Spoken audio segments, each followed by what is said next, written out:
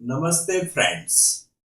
Today we are going to discuss asana, which is translated as pose or posture in English.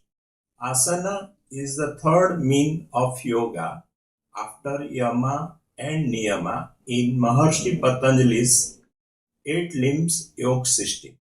Traditionally, asana means sitting in a meditation posture. We see number of idols of Shiva, Buddha, Jain tirthankaras and other deities in sitting lotus posture or Padmasana. With the passage of time, the word asana started getting used for standing, twisted, reclining, inverted or balancing postures in Hatha yoga or in modern yoga. 10th and 11th century Goraksha Satak and 15th century Hatha Yoga Pradipika describes about 84 asana. Later in 20th century BKS Iyengar and others popularized yoga in Western world and described and added more than 100 asanas to the traditional list. His book On the Light on the Yoga describes around 200 asanas. Currently, there may be more than 1000 asanas in practice. Style of practicing yoga differs with different schools of yoga depending upon their prime objective. Iyengar yoga emphasizes precision, alignment, and right movement and maintenance of pose for a sufficient length of time to bring awareness into it.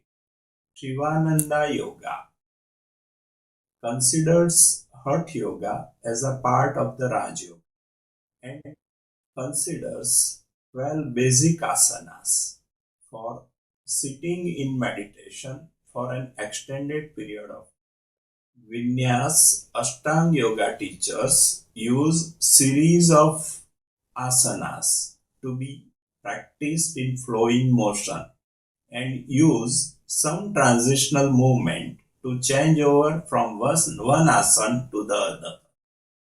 In Kripalu Yoga, asanas are used as a path for transformation.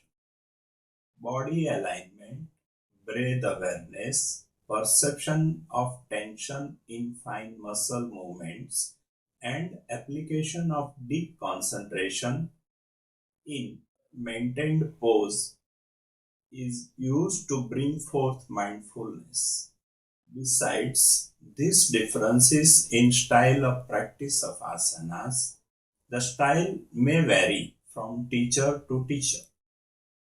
Traditional literature mentions about health and spiritual benefit of asanas. Number of carefully conducted studies in present days claim that asanas do improve stability, strength, flexibility, fitness, concentration, mood, and some disease conditions in the individuals like diabetes, asthma, depression, and hypertension.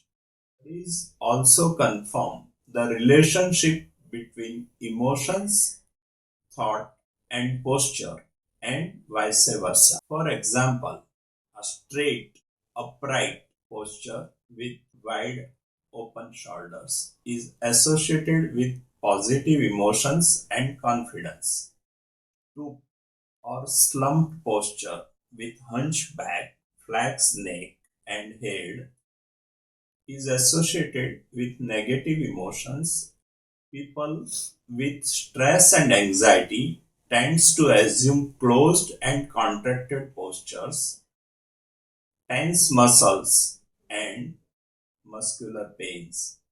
Effect of posture on mood and cognition is also well documented. People with good expansive postures are happy, confident, and better at decision making.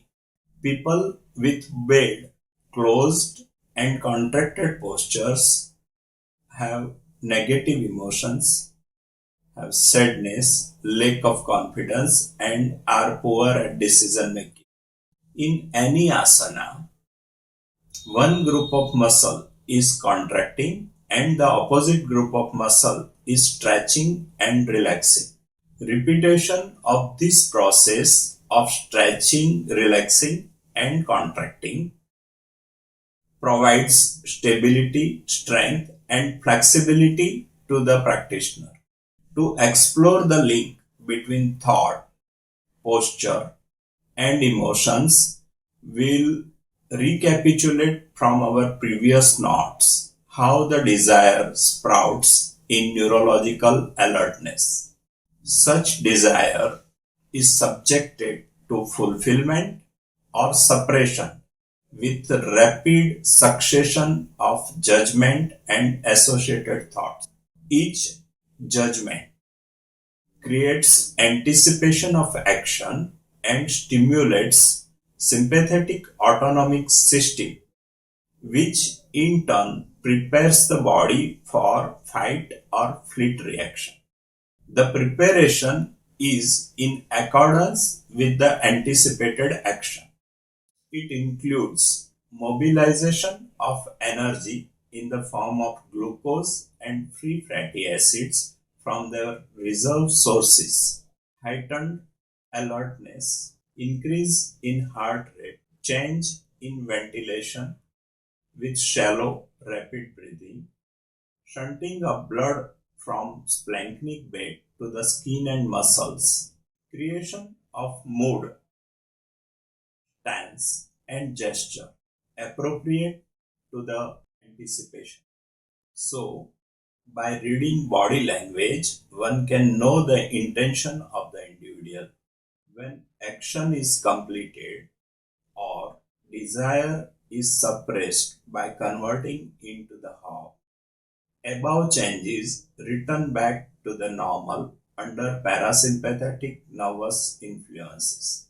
Function of parasympathetic nervous system is restoration and repair.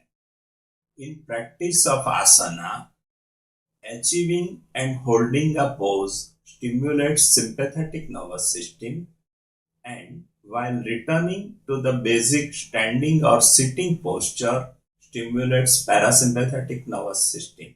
Thus, in practice of asana, sequential stimulation of sympathetic and parasympathetic nervous system will lead to balance between the two nervous systems. As we live in an hyperstimulated sympathetic influences, continuous practice of asana will in turn lead us to reduce sympathetic tone and increase parasympathetic tone and help us to regain the balance between the two nervous systems. Maharshi Patanjali in Yoga Sutra mentions about two characteristics of the asana, that it should be steady and comfortable. He doesn't mention name of the any asana. So it can safely be inferred that the purpose is to prepare the body for prolonged sitting in meditation. In direct path of reality, we follow the same objective. Stillness of the body and mind is the objective and is the state we want to achieve for higher yoga. Apparently, unsteady asana and discomfort in sitting will distract us and will defer the purpose to link back to awareness and consciousness. In our practice of asana, to remove any distraction from tense muscles, we command relaxation while chanting Om during prolonged expiration. Thus, steady and comfortable posture is essential during working as well as in our practice of yoga on yoga mat. Thank you, friends.